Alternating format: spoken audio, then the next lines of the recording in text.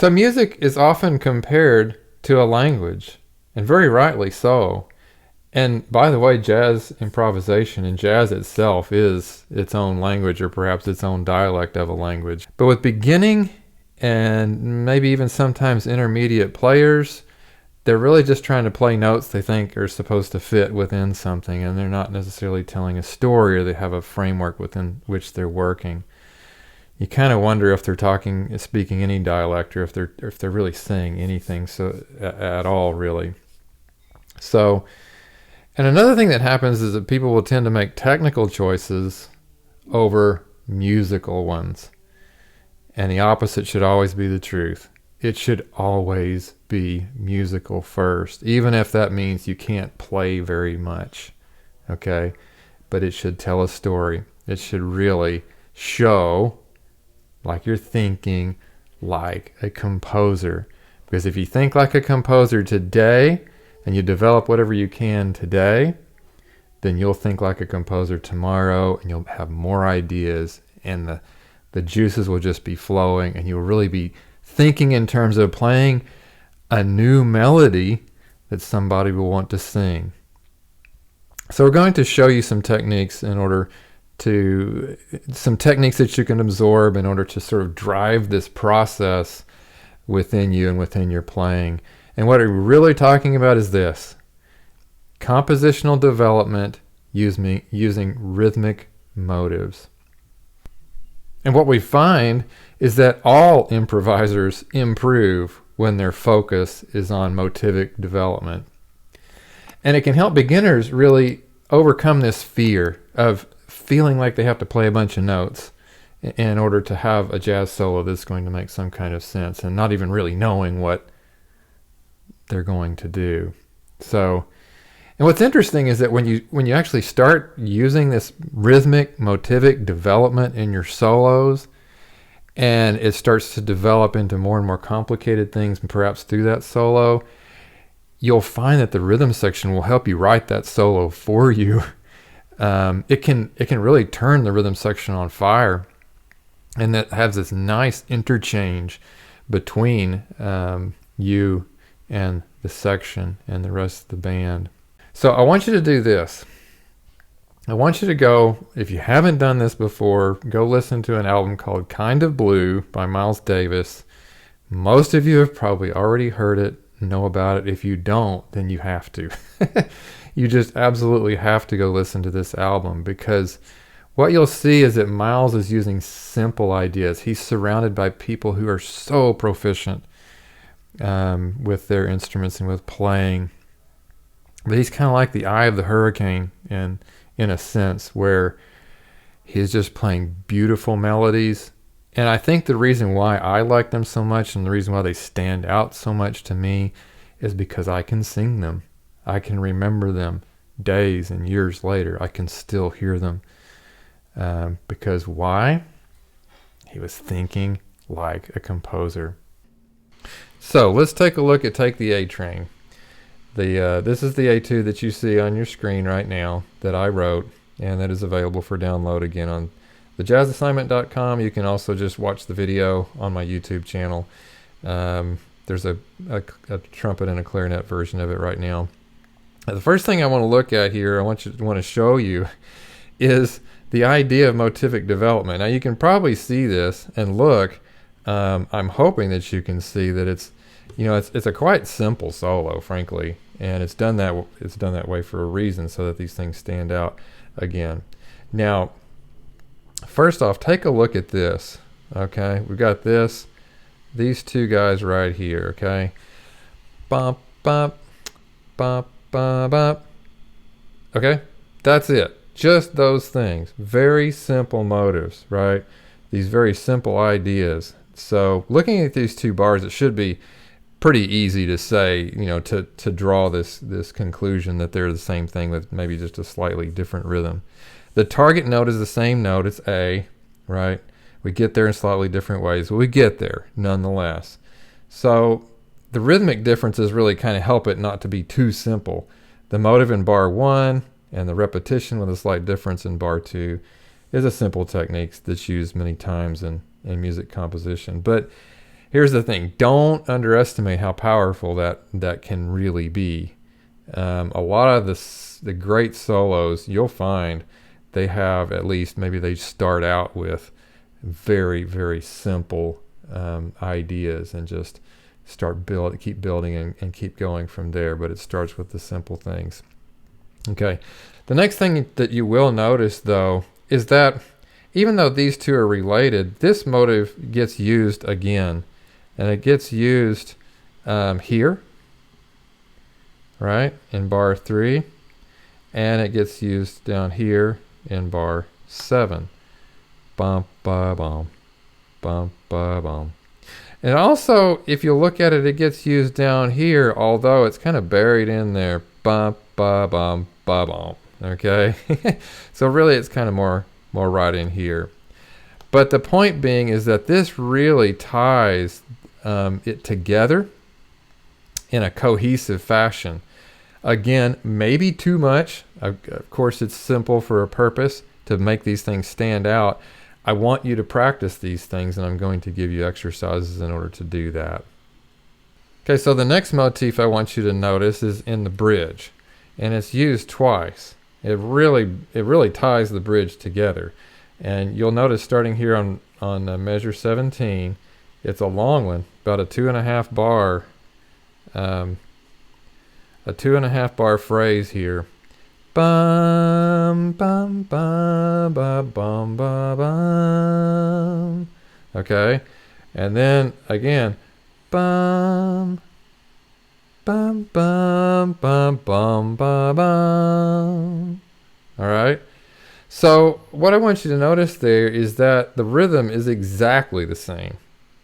The notes change based on what chord is being played underneath it, and you'll notice that here it actually starts on the major 7th, 9th, major 7th, 5th, 3rd, 5th, major 7th of the F major 7 chord. In the second instance, it's the F sharp,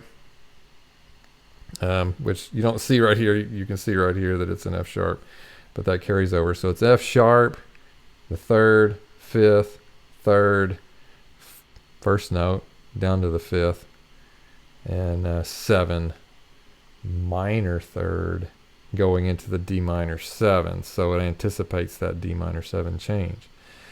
But rhythm's the same, just kind of built around the chord. Very pleasing, very simple, situation. Doesn't push the harmony hard at all. Doesn't have to, right? It just sounds good.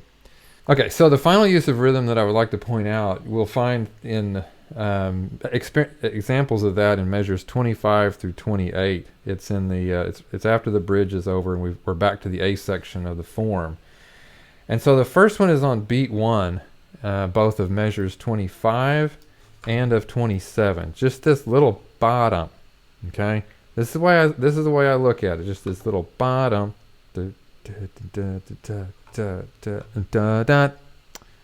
Okay, so, but the second is kind of the response to these two motives, and not only just the response, but how it leads to the next one. So in measures 26 here and 28 here, you basically see another repeated rhythmic motive. Ba ba ba ba ba do ba.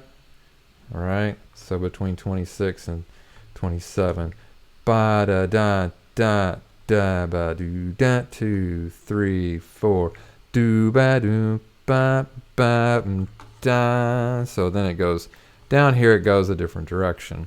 Right. It finally changes. So see, that's important.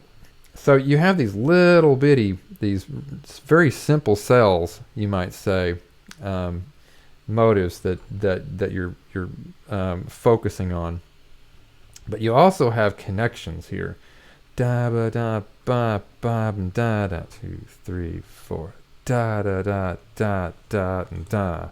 So if you get the rhythm right, if you get these rhythmic motives right, and put them together in such a way that they make rhythmic sense, then it'll make it a lot easier for you to connect things together, and for people to have something that they feel is cohesive and not just a bunch of notes being thrown at something. Okay, there's organization here.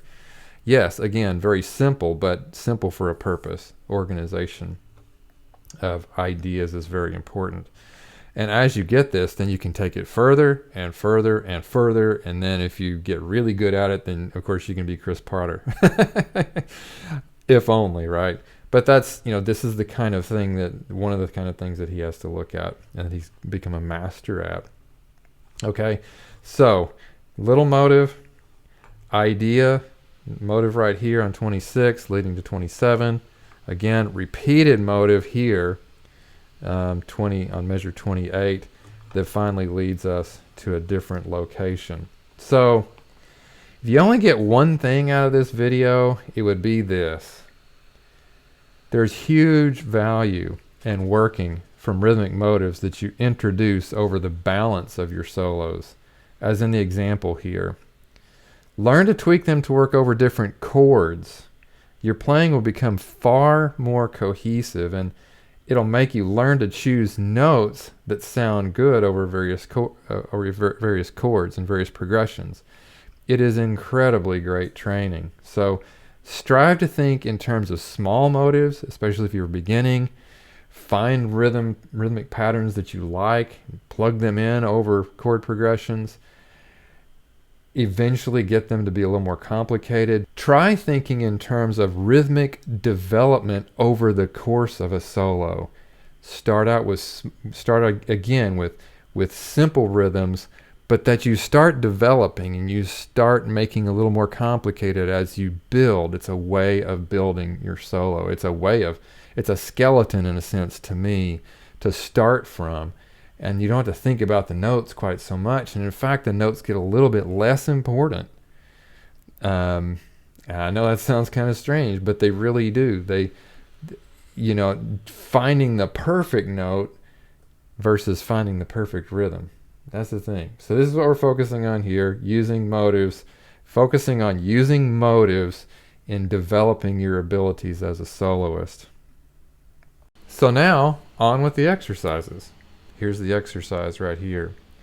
So if you look on your screen, you'll see, take the A train, the motivic development exercise, and basically what I've done is I've taken that rhythm, one, ba ba ba ba da, ba ba ba ba ba, ba ba ba ba ba, ba ba ba ba. Now I will get a little repetitive, but this is a very good exercise, and of course you're free to make more complicated rhythms if that's where you are, but this is just an idea and help you get started with how this can be used. And so when we get down to the bridge, starting in measure 17, I just chose to use the same rhythm that was in the etude to begin with. Ba ba ba ba ba ba ba, 2 3 4 1 2 3, ba ba ba ba ba ba ba ba, right here. Just that same repeated rhythmic motif twice. Fill in your own ideas down here, and try to do it in time. Now, you may want to slow this way down, and if so, I have two backing tracks that you can use on the channel for this etude. So, and they're very slow. The tempos are very slow. So yeah. Now down here in the repeated A section, I just went back with the same rhythm. I should say this. One thing that I really want you to do here is to just use chord tones. So in C6, what is that? C, E, G, A. In D7 sharp 11, a little bit different. D, F sharp, A makes the triad. The sharp 4, of course, is G sharp. So D, F sharp, G sharp, A, and then C, in that case, is the dominant 7, and so forth. Now, if you don't know your chord tones, then I have put together a sheet for you that should help quite a bit. So the C6 there, I just stacked these C, E, G, and A, like in this case. And again, the D7, sharp 11, which is a very important chord in Take the A Train, by the way. You'll want to play around with this G sharp in this chord. It's very idiomatically important for this tune. So you've got a D and F sharp, and an A, which makes the triad, the major triad there, but they also the G sharp there, which is the sharp 11, and the C. If you don't understand chord theory yet, it's okay. Just pick from these tones and start playing around with them. And of course, they don't have to be in this octave. They can be anywhere. This is just for demonstration purposes, of course. So let's have a listen to see some examples as to how this might be done in practice.